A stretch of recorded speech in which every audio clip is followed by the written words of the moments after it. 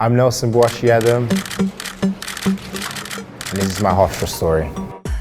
Well, Hofstra had recruited me in high school, and I'd really liked them, but I obviously chose to go into Davidson. And so when I went into the transfer portal for my 5th year of eligibility, Coach Claxton reached out to me, and he was the first one to reach out, so it showed a high interest. And I was always liked everything about Hofstra, so I was like, I'm gonna come here. Oh, it was amazing. I love my teammates. I'm in contact with them every single day. I love the coaches. I have to thank Coach Michaela for giving me a scholarship and making me not only a better basketball player, but a better man. Hopefully, as a seasoned vet in college basketball, I can bring that experience and that winning mentality to this team and hope we can have further success here. When I told him that they were interested in me, he was telling me how he's played in the 70s and stuff, and then he was joking that maybe a statue was here so I could look for it. But no, he was really happy that I was coming to New York, and he wished me all the best. Yeah, so when I was a kid, I never really liked basketball. My mom pushed me to be in a sport, because I was always playing video games and stuff, so she was worried I wouldn't be wouldn't be good for me. So she said that I'd play basketball because her brother had played street ball growing up in Poland.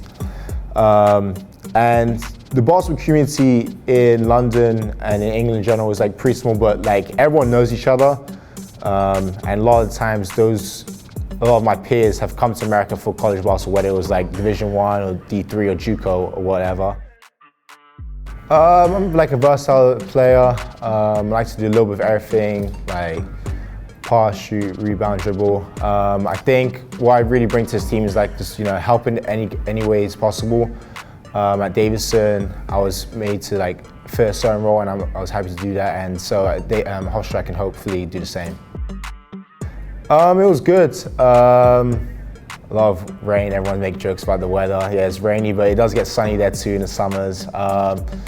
But it was awesome. It was just, when I first came to America, there was definitely a cultural shock. And I've been in Connecticut, North Carolina, so those are different places, different cultures. So those are very different from London, England. But I try and, wherever I go, remains as English as possible. I try to keep the accent, hopefully. That's one thing I always say to myself. There's so many nicknames my teammates gave me, and in America I realized Americans love nicknames. In London I never had nicknames, always Nelson. That was something different. I had to get used to it. My mom had to get used to it too. Everyone, when they were calling her, they'll say Nelly, and so she was like, huh, who's Nelly? But yeah, people call me Nelly. I despise Nelly, so I prefer Nell. I'm pretty boring. I like to read books. My teammates at Davidson used to make fun of me. I was always reading books and stuff. But I also like to cycle and bike around the area, so hopefully I can get a bike in Hofstra so I can pedal to the gym and back.